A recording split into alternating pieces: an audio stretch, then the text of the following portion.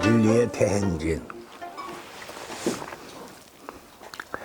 1928년도 8월에 이제 천례지성을 이제 그만두고 천례지성을 폐하고 다시금 일본으로 건너가서 명지신학원 신학부에 입학을 합니다. 내가 이 책을 쓸 때에는 지난번에 나눠줬던 그 책 쓴 거 그걸 나 그때 이걸 발견을 못했기 때문에 이제 그때 그 후에 발견된 것인가 이 책에는 그게 나오질 않았는데 명지 신학부에 입학했다기보다는 일단은 이제 저거야 그걸로 가서 청강을 해요. 청강. 그는 명지 신학부에 다니면서 영과 진리는 개인 잡지를 발간하기 시작한 것이 1929년 2월 6일 제 1호가 발간돼. 그래가지고 37년도에 이르기까지 100회 이상 매월 이걸 발간을 한가. 그야말로 이걸 발간하는 데는 너무나 힘든 거예요. 이것이 그냥 인쇄로 하는 것이 아니고 그냥 이걸 등산 쪄가지고 등산판을 밀고 하는 작업을 혼자 다 하려니까 그게 보통 힘든 작업이 아니죠. 공부해 가면서 나중에는 이제 마지막 35년 지나서는 지동식 목사 그다음 지동식 이제 제자였던 지동식이가 그걸 대신했는데 그 전에는 일일이 다 본인이 이제 하셨기 때문에 뭐 보통 힘든 게 아니죠. 그래서 그런 잡지의 성격을 이렇게 말했습니다. 나의 잡지는 성경 연구를 주로 하는 잡지도 아니고 신학을 창조하는 잡지도 물론 아니고 대개 나는 학자도 못된 자요 성경 연구자도 못되는 자이다. 그쪽 이사님 무슨 뭐 그때 학문적으로 신학적으로 무슨 공부를 많이 한 것도 아니고 나는 다만 적은 분량에서 그리스도를 경험하는 자이다. 나는 나의 체험을 내가 성령의 밝힘을 입어 밝히 아는 그리스도 지식을 나의 잡지에 주장하는 것이다. 그리스도 아는 지식을 주장하는 바이다. 그러니까 여기서 경험이라는 것은 무슨 실제적으로 무슨 신앙 어떤 생활 경험을 의미하는 것이 아니에요. 전도를 많이 했다든가 뭐 가난한 자를 도와줬다든가 뭐 이런 경험이 아니고 성경을 연구하면서 공부를 하면서 얻어지는 그 신앙 지식의 경험을 말하는 거예요. 아, 이것은 이런 의미구나. 아, 이것은 이런 의미구나 하면서 그 신앙 지식의 경험. 그러니까 우리가 성경, 내가 지난주에 얘기했죠. 성경을 그냥 읽는 것으로 끝나서는 아무 의미가 없어요. 하나님이 이 성경, 이 말씀 속에서 어떤 의미로 이 말씀을 하셨는가. 뭐 더 근본적으로 하면 이사야가, 요한이, 예를 바울이 이 말씀을 할 때 어떤 의도를 가지고 이 말씀을 기록을 했는가. 그리고 그 당시 독자들은 이 말씀을 듣고 어떤 깨달음을 가지게 되었었는가. 또 오늘 2000년이 지난 오늘 우리들은 이 말씀을 어떻게 해석을 해야 하는가 하는 등등을 우리가 깊이 연구를 해야 돼요. 깊이 그거를 살펴봐야 돼요. 그냥 건성으로 읽고 아 이거 이런 거야 라고 생각하자는 오해하기 쉬워. 성경 말씀을 이게 되게 이단들이 그래서 이단들이 생겨나는 거거든요. 여기 이제 그런 게 있죠. 뭐냐면 66쪽에 보면은 잡지 발간의 목적을 이제 말하기를 이 시대를 알면서 그리스도를 경험하는 그리고 그 경험은 아무 곳에도 의뢰하지 않는 오직 나의 분에 한해서 이 시대에 있어 그리스도를 경험하여 가면서 그랬어요. 그러니까 이것을 경험하면서 가면서 한 거냐 이걸 다른 말로 바꾸려면 고백하면서예요. 고백하면서. 다른 말로 바꿔 말하면은 그런데 그러니까 이 고백은 뭐냐? 그 나와 하나님과의 관계 속에서 내가 깨닫는 바, 내가 밝히는 바 그거든. 누가 지시가 가르쳐서가 아니고. 그래서 여기에 보면은 졸업 후에도 성북동 골짜기 초옥에서 열심히 등산판을 밀었다. 이러한 때에 고향집은 거의 파산 상태에 있었다. 따라서 집으로부터는 조금치의 송금도 받지 못한 채 그의 어려운 생활을 말할 수 없이 궁핍한 상태에 처해 있었다. 누가 그의 어려운 생활을 염려하면 그는 오히려 그의 가난이 생애의 반려라고 말하면서 빈궁이 나의 자격이라고 하며 크게 웃어버린다. 그러므로 그의 독자들이 그의 처지를 알고 도와주려고 하지만 최태용은 단호히 사양한다. 그는 당시 교회 목사들이 그 받는 월급으로서 거세를 당한 자들이라고 비판하였다. 나는 지금까지 나의 신앙생활을 비창의 베이스음에 맞추어 살아왔다는 생각이다. 여러분들 차이콥스키의 비창 들어봤어요? 비창 곡이 베토벤 비창이 있어요. 베토벤도. 근데 이번 차이코프스키의 비창인데 이번에 이 차이코프스키가 이 비창을 작곡하고 이제 그 연주를 했어. 연주를 하고 6일 만에 죽었어. 콜레라에 걸렸어. 그러니까 마치 뭐 같아? 자기의 그 장성곡 같은 거야. 근데 음악이 그래. 그래갖고 이 음악을 듣는 사람이 그 당시 음악을 들으면서 눈물을 흘린 사람들이 많아. 그러니까 그 삶이 그렇게 아주 밑바닥까지 떨어지는 그런 삶인데 이분에게 어떤 역할이 있었냐면 돈을 안 받아. 그러니까 누가 주잖아? 아유 어려우니까 좀 쓰시라고 안 받아. 왜? 그러면 그 받은 사람은 그 사람에게 노예가 된다는 거야. 안 받아. 그리고 다만 독자들의 이거 판돈, 잡지돈, 산돈, 그게 50원이야. 그게 50원만 받아. 그러니까 또 어떤 사람은 100원을 보내. 그러면 50원을 돌려보내. 아니면은 그 다음 달 걸로 받아. 다음 달 걸로. 아주 그게 철저히 그거야. 돈의 노예가 나는 안 되겠다는 거야. 비록 가난하지만은. 성경의 시편에 보면은, 시편 40편 보면은, 나는 가난하고 궁핍하오니란 말씀이 많이 나와요. 시편에 보면은, 나는 가난하고 궁핍하오니. 가난과 궁핍에 뭐가 차이가 있을까? 그러면 거기서, 가난이라는 말이 히브리어로, 가난이라는 말이 아니란 말이야, 아니. 그리고 궁핍이라는 말은 에비온이라는 말이야. 그러니까 나는 아니하고 에비온하니 그런 말이야.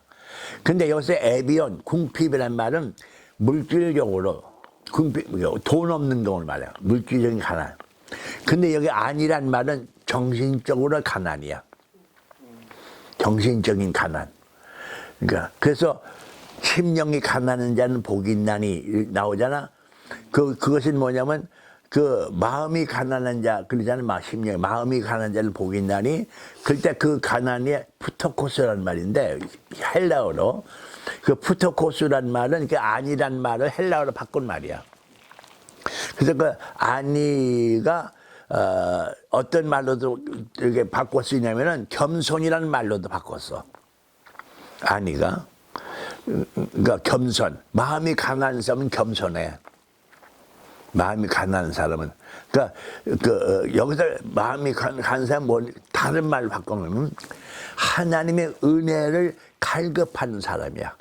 하나님의 은혜가 늘 부족하다고 생각을 해. 그러니까 하나님의 은혜를 늘 부족하다고 생각한다는 것은 하나님의 은혜가 정말로 부족한 것이 아니라 늘 하나님의 은혜를 부족하게 느끼는 거야. 그래서 더 열심으로 하나님의 은혜를 사모하게 돼. 근데 그게 어떤 의미가 되냐면요. 옛날 그 시편이 바벨론에 포로당했던 사람들이 그 당시에 이제 레위인들. 근데 레위 지파 사람들은 땅을 분배받지 못했기 때문에 성전에서 나오는 걸로 살아가. 성전에서 나오는 걸로. 근데 지금 성전이 어떻게 됐어? 파괴됐잖아. 저 바벨론 전쟁에 파괴되니까 성전이 없어졌어. 그러니까 이 많은 이 레위 사람들이 가난해질 수밖에 없는 거야. 그러니까 뭐 얻어먹는 게 없으니까 자기가 저는 밭 농사 지을 수도 있는 게 아니야. 그러니까 어디가 펌파리하고 어디 가서 일하고 일꾼으로 살고 막 이래. 그러니까 바벨론에서 포로당한 사람이 돌아왔고 옛날 자기가 살던 예루살렘에 가봐야 아무것도 없어. 자기 땅이라는 것이 없으니까 성전도 없어지고. 그러니까 결국 어딘데 모이는 게 바로 가버나움 갈릴리 주변이야. 그리고 나사렛 주변 거기야. 가나 혼인잔치 한 그 주변 애들 모여. 거기에 그 사람들이 모여가는데 이 사람들이 늘 믿으면 좋은 사람들이야. 레위지파 사람들이에요. 그 가난하지만 애비온해. 그렇지만 그 가난한 가운데도 신앙을 안 잊어버리려고 그런 거야. 가난하면 신앙을 잊어버리잖아, 대개가. 그러니까 가난 가운데 신앙을 안 잊어버리고 더 그 가운데 하나님을 열심으로 더 믿으려고 그래. 그게 저희 말하면 아니야. 그래서 아나빔이라고 그랬는데 그 가난한 자 아나빔이라고 그러는데 그 아나빔이라고 해서 물질적 가난한 사람이 아니라 그렇게 정신적으로 자기 스스로를 가난하다고 생각하면서 더 열심히 하나님 앞에 달려가는 사람들. 그 사람들을 예수님이 그 마을 사람들이잖아. 그래갖고 그 사람들의 심령이 가난한 자라가 그 사람들이 너희들이 보겠다고 그들에게 하는 말씀이야. 최태용이가 바로 그와 같은 심령이야. 물질적으로 가난해. 그러나 그 열심을 하면서도 내가 더 은혜가 사모하고 더 말씀이 필요합니다. 나의 음을 더 말씀을 주십시오. 그런 것이 이분에겐 더 갈급한 심령이었다라고 볼 수가 있습니다. 그래서 여기 맨 마지막 절에 보면은 따라서 영과 진리를 구독하여 보는 구독료 외에는 나를 돕지 말라라고 말한다. 최태용은 한 각오 없이 그 사명의 자리에 서지 못한다. 저는 진리 아닌 밥을 먹고 살 수 없을 때에는 마땅히 기사할 것이다. 굶어 죽겠다. 그런 각오를 가지고 지금 있다는 얘기죠. 그래서 가난은 결코 두려운 상태가 아니요 그에게는 오히려 자랑이요 감사라고 생각하였다. 그는 좋은 것 모두를 버린 것은 더 좋은 것을 얻기 위한 것이니 곧 영을 얻었다라고요. 영을 얻었다. 좁은 길을 걸은 것, 어려운 경우를 가진 것, 그것이 나의 신앙의 내용의 중요한 요소이다. 이 경우가 있어야만 나의 신앙이 있고 나의 복음이다. 내가 가난했고 이런 어려움을 당할 때 이것이 나를 더 풍족하게 만든다. 그것이 나의 신앙 생명을 더 풍족하게 만든다. 물질적으로 막 만족하고만 한다면 그런 것이 있을 수가 없다 이 얘기죠. 그래서 극심한 궁핍 속에서 피를 짜내도 뼈를 깎듯이 해서 펴내는 영과 진리에 대해 그는 대단한 자부심을 가졌다. 그래서 고로 나의 전도는 동배에서 같은 친구들이란 말이야. 동배에서 하는 간증이 아니다. 내가 하는 얘기는 나는 더 높은 계시를 세상에 설명하면서 있는 자이다. 나의 독자는 나의 글을 읽어서 지금까지의 신앙에 혁명이 일어나지 아니하면 아니 된다. 이렇게 나의 글을 읽지 아니하는 자는 나의 글을 헛되게 읽는 것이다. 그러니까 이 최태영 목사의 글을 읽는 사람은 신앙의 혁명을 일어나야 돼요. 그래서 여기서 보면은 여기 아까 내가 얘기한 얘기가 여기 있는데 68쪽에 보면은 68쪽 가운데쯤에 그의 피와 땀으로 만들어진 잡지가 50전이라 할 때 독자들은 결코 잡지값이 비싸다고 불평하지 않았다. 오히려 잡지값을 정가보다 더 후하게 쳐서 보냈다. 그렇지만 최태영은 단지 정가만 받을 뿐 그 이상은 되돌려 보내거나 다음 후에 잡지값으로 받아두었다. 당시 영과 진리의 정기 구독자는 실상 50여 명에 불과했지만 그러나 이 잡지가 배달되기 무섭게 여러 사람이 돌려가며 읽음으로 해서 그 독자 수는 확실히 파악되지 아니하고 수백 명 아니 수천 명이 이르렀을 것이다 라고 합니다. 그 당시 이제 이분의 그 독자 중에서 두 사람이 독자들 중에 한 사람이 이제 백남용이라는 분이야. 백남용이라는 분인데 이분은 이제 나이가 한 살 아래인가 뭐가 좀 그래. 최태영보다도. 이분도 이제 여기 김제 저산 복음교회라고 있어요. 저산에 그 백남용이라는 분이 백진사 가문이고 있었는데 백진사 가문이 큰 부자야. 거기서부터 김제까지 가는 땅이 다 그 집 땅이었어. 그 저산에서부터 거기까지가. 그러니까 만석군 집안인 정도 될 정도 아주 엄청난 부자야.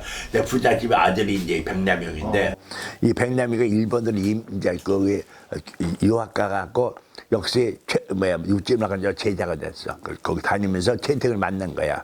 그러니까 최태형과 의기가 투합됐어.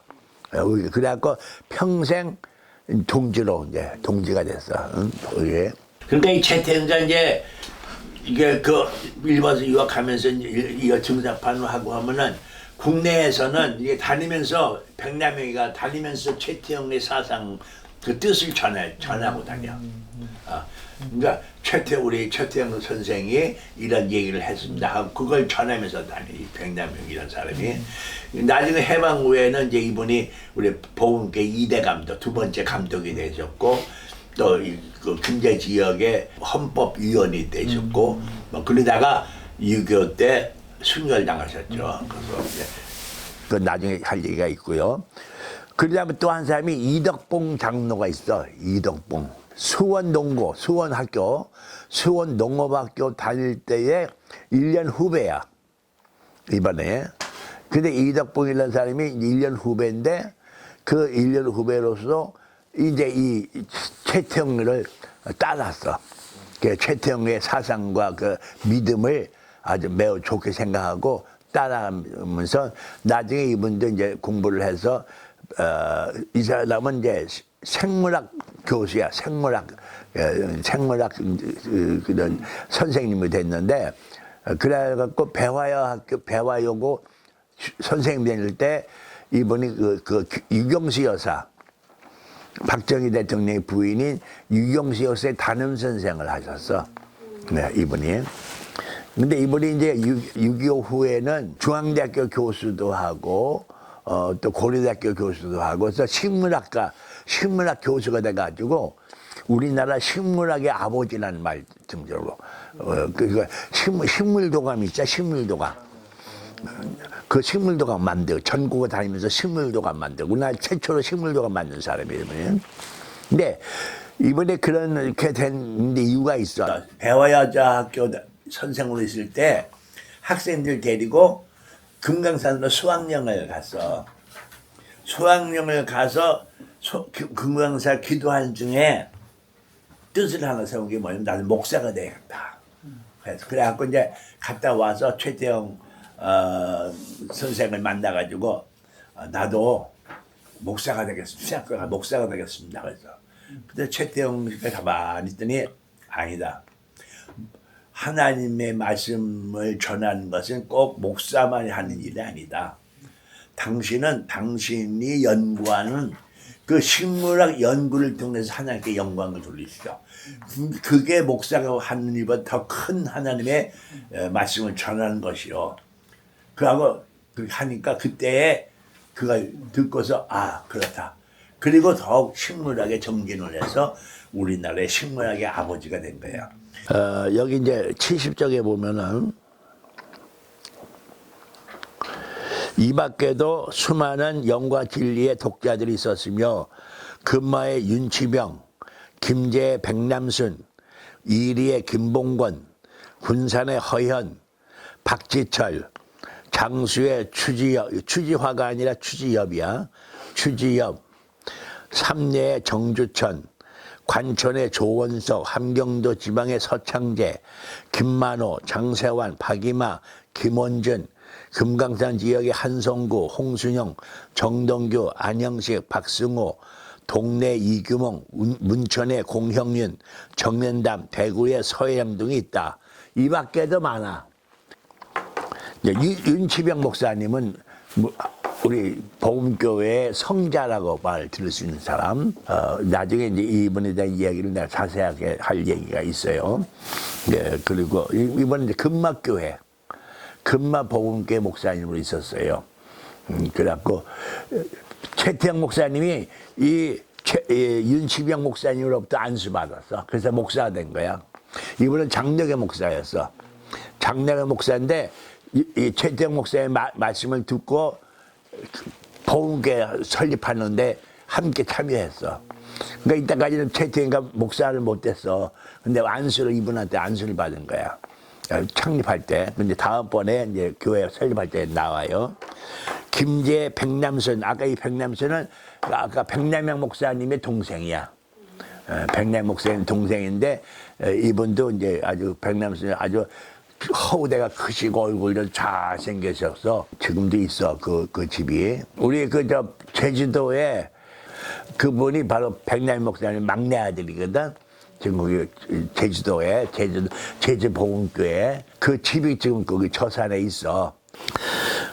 근데 이리의 김봉권 장로, 군산의 허연, 바로 여기가 허연 장로님 집이야. 여기 허연 장로 때 여기가 요 앞 여기가 이 마당 여기가 그 부셔가지고 이거지. 그 허연 장로가 당신이 집을 교회에 기증을 했어. 돌아가면서. 근데 이 허연 장로님이 이제 군산 시장을 하셨거든. 군산 시장을 하실 때 아주 그러니까 이 보금교회 장로로서 아주 우리 군산에서 모르는 사람이 없는 거야. 그래서 편지 쓸 때 군산 허연 장로 앞 하면은 갖다 줘 편지를. 너무 유명한 분이라. 네. 그게 참 훌륭하신 분이야. 아주 항상 무릎 꿇고 앉아. 그래서 평생 무릎 꿇고 앉는 버릇이야. 기도하는데 무릎 꿇고 기도하는 버릇에 평생 갖고 그 당시 나는 뭐 30대 초반 젊은인데도 내 앞에서 무릎 꿇고 앉는 거야. 그래서 아유 장로님 저 편히 앉으세요. 아니야 내가 버릇이에요. 그러면서 그냥 그렇게 앉고 아주 그런 분이에요. 그래서 우리 교단에서 가장 존경받는 장로님 중에 한 분이 허연 장로님이에요. 그 다음에 박재철 장로님. 박재철 장로님은 이제 보금교회를 허연 장로님과 박재철 장로님이 같이 군산 보금교회 장로인데 박재철 장로님 댁에서 보금교회가 잉태됐다고 해도 과언이 아니야. 왜냐면 그 당시에 최태 목사님이 보금교회 세우려고 할 때 이 박재철 장로님 댁에 와서 의논을 했어. 보금교회 세우려고 하는데 어떻게 생각하냐. 그래서 여기서 회합을 해가지고 좋다 해가지고 서울 올라가서 교회단을 세우는데 근데 이 박진철 장로님은 참 겸손하시고 똑똑하신 분인데 그 당시에 이분은 사서를 해서 사서 그 법원 사서 했는데 이제 목사님이 여기 담임 목사가 없고 외부에서 이제 와 익산에서 오는데 겨울이면은 신발을 품에 안고 따뜻하게 해갖고 가서 오신 분을 갈아 신겨.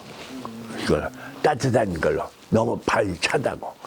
그리고 또 비가 올 때는요, 꼭 장화를 가지고 우산을 가지고 버스 내는 데까지 가서 목사님을 모시고 오고.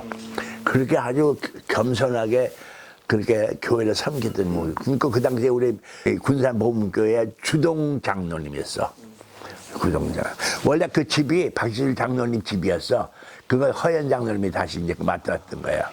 근데 그 박실 장로님은 아들이 목사가 돼가지고 서울 보금교회 목사가 돼갖고 우리 총회장을 했어. 보금교회 총회장. 박실 장로 아들. 지금 현재 서울교회 목사님이 바로 그분의 손자야. 박진철 장로님의 손자. 현재 보금교회 목사, 서울 보금교회 목사가. 그리고 호서대학교. 천안에 호서대학교 있잖아. 그 호서대학교가 박재철 장로의 사위가 세운 대학교야. 호서대학교가. 그래갖고 그 집안 대학교였지 지금. 지금도 아마 이사장인가 아마 그럴 거야. 아마 좀 돌아가셨는지 모르겠네. 그래갖고 내가 그 학교에 교수를 다녔잖아. 그 호서대학교 신학과에 내가 교수를 2년간 했었어. 추지엽, 나 이제 이분은 잘 모르지만 내가 만난 적은 있고요. 삼례 정주천, 삼례교회가 있었어, 그 당시에. 삼례교회인데, 그 삼례교회가 나중에 이제, 없어졌죠. 또 이유가 있어. 관천 좋은 함경도 지방의 서창재, 서창재 장로도 내가 만나본 적이 있고요. 장세원 장로도 박이마 장로는 서울 보금교회 이제 장로가 돼갖고 아주 훌륭하신 분이었어요, 이분도. 그 다음에 김원준 장로는 한양대학교 설립한 자 있죠. 작곡도 하고 하는 분 있죠. 왜 이름 뭐더라. 그분의 형이야. 근데 이분이 가족이 전부 다 청진에서 왔는데 청진 복음교회 교인들이었어. 그래서 이 김원준 이제 그분의 형이고, 그 한양대학교가 이제 그분이 이제 우리 서울복음교회 다닌 거야. 서울복음교회 다니면서. 근데 해방 후에 한양대학교 대학교 세우겠다고 그래갖고 최태호 목사가 적극적으로 후원을 했어. 한양대학교 세울 때 거기 일하는 사람들 다 서울복음교회 교인들 많이 있죠. 그래서 이제 이 김원준 씨는 장로님은 이제 부인은 또 김예련 권사야. 부인이 김예련 권사인데 그 김예련 권사님은 당시에 복음교회 여전도 회장이야. 그런데 아주 역을해, 역을.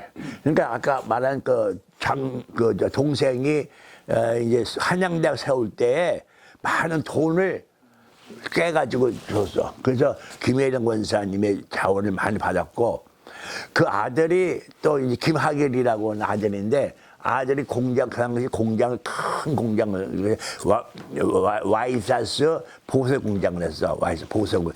일본사 맡아가지고 보세 공장을 했는데, 버스가 뭐 한 20대가 막 직공들을 날라고 막 그래요. 근데 거기 그 사람이 이제 우리 부산 복음교회 집사야. 그리고 김혜령 권사는 부산 복음교회 권사고, 또 여기 김원 장로님은 또 부산교회 장로가 되고, 그래서 내가 그때 목사였거든. 그런데 김혜령 권사 그렇게 기도의 사람이고 막 몸이 호리호리하고 그런 사람인데, 이번에 글을 몰라. 근데 이분이 시집 올 때부터 학교를 다녀본 적이 없나 글을 모르는데, 가정 예배를 드려 집에서. 그때 청진에 있을 때야. 청진에서 가정 예배를 하면 성경을 돌아가면서 읽잖아. 그러면 이 사람은 글을 모르니까 성경을 이렇게 띄어서 읽는다고. 건너뛰어서. 그러니까 이 사람이 그게 마음이 아픈 거야. 그러니까 성경 남이 읽을 때 그 점자를 찍어가면서 그걸 보는 거야. 그래서 외워버렸어. 그 다음에 이제 금강산 지금 한성구 장로가 있고요. 이분은 시계방을 했어. 한성구 장로 일제시대부터 시계방 분이고, 홍순영 장로 이분이 유명한 장로야. 이 홍순영 장로님은 원래 이번에 이제 그 금강산 밑에서 산에 들어가 기도하고 그러다가 채통을 만났어.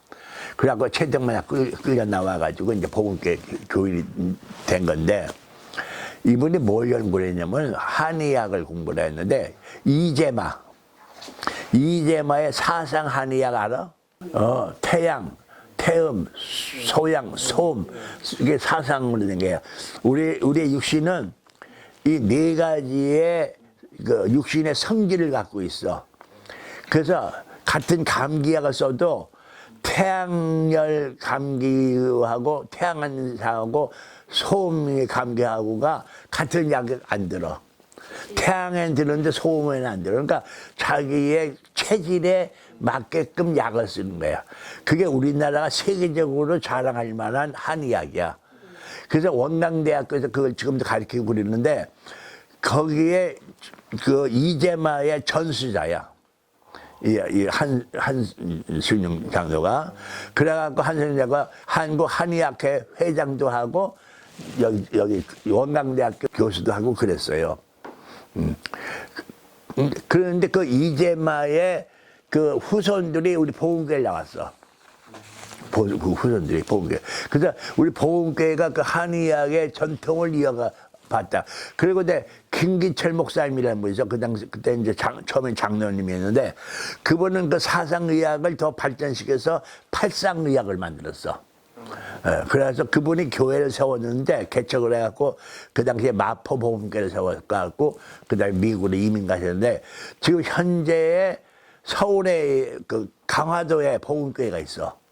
그 강화도가 바로 그 김기철 장로님의 가족들이 거기 다니는 교회야. 강화도에. 그게 이제 근데 홍수영 장로님이 또 산악회 고문이야. 근데 왜 산악회 고문이 됐느냐? 이분이 뇌졸중에 걸려갖고 쓰러졌어. 쓰러져가지고 온몸이 마비가 되고 입만 사는 거야, 입만. 근데 이 사람이 이제 사상의학을 해서 아주 한의학 박사잖아. 그러니까 자기 제자에게 무슨 약 데려라 이래가지고 그걸로 해갖고 이분이 걷기 시작했어.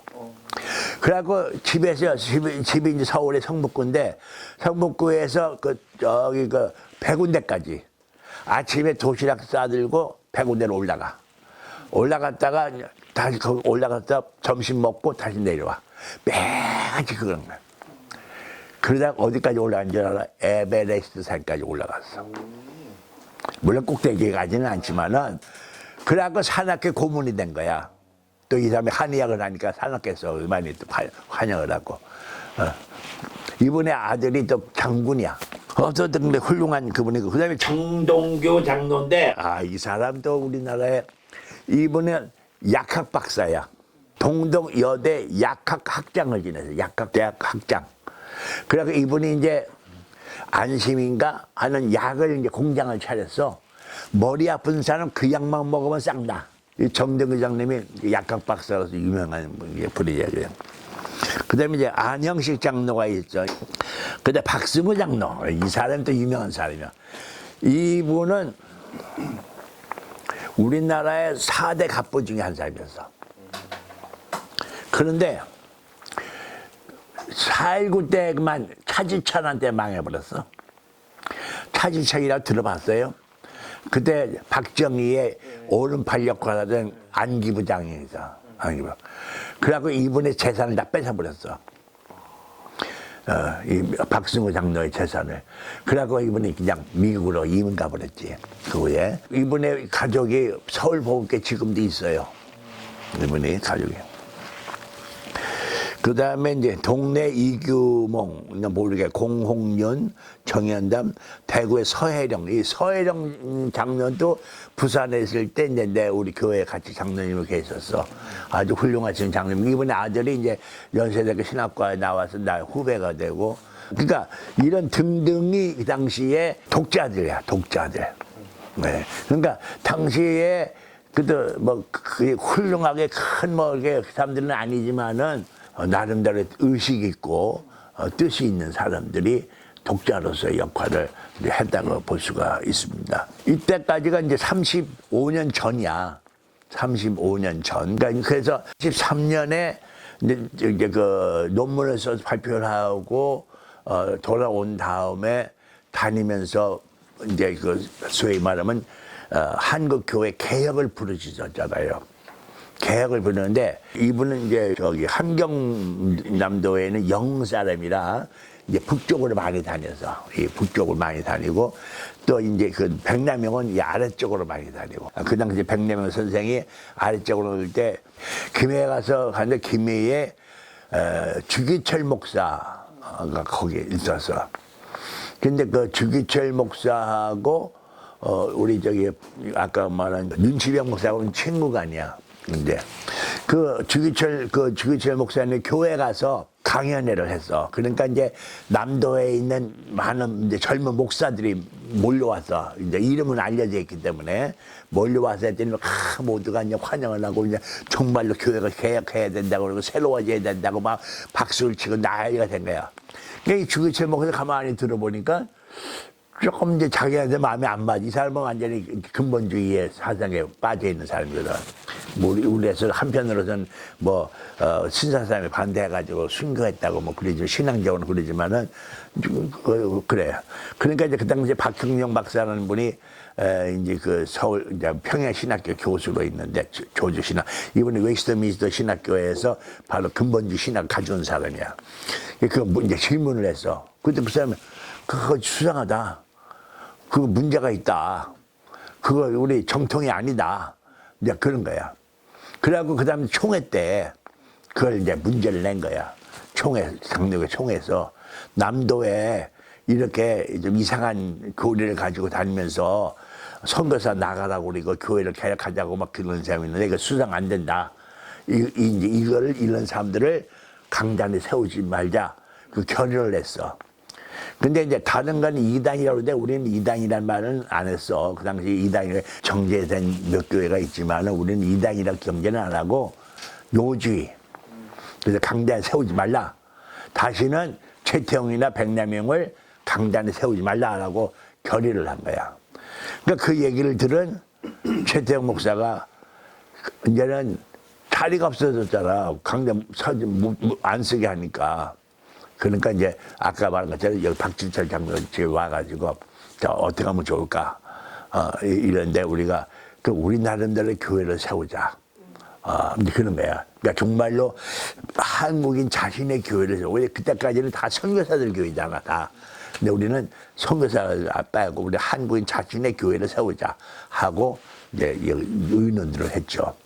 그 의논을 하고 그러고 이제 각 교회다가 이제 저희 말은 동조한 교회들이 있어.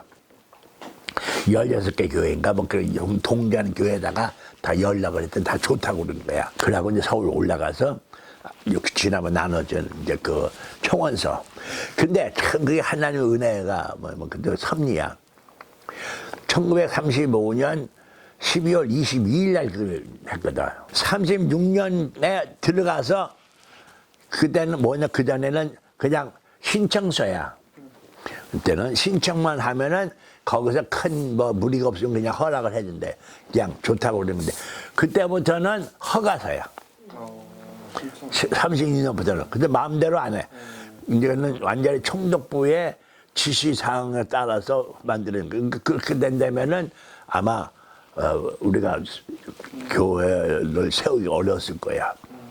근데 많은 분들이 그런 말을 해. 근데 그게 이제 몰라서 그런 게 뭐냐면은, 그때가 다 허가를 받아야 되는데 어떻게 보훈교가 세워졌냐. 그러면 이거는 총독부하고 무슨 뭐 거래가 있어가지고, 아니냐. 뭐 이런 말을 하는 건 모르는 말이에요. 그러니까 35년도까지 36년에 들어가서 총독부가 그게 정책이 바뀌었어. 교육 정책이 바뀌어지고, 그때부터 이제 소위 말하면 일본이 신민화. 그래서 천황승배 뭐 이름을 바꿔라, 뭐 글자를 뭐 읽지 말아라, 뭐 교회 신사참배하라는 말이 이제 그때부터 나오는 거야. 만주전쟁 일으키고 막 그런 게 그때부터거든. 그래서 그때까지는 이제 아직 이 허가를 바로 그 전에 우리는 허가를 받았어요. 보훈교회는. 다음번에 이제 영적 기독교론 여기서부터 이제 할 것입니다.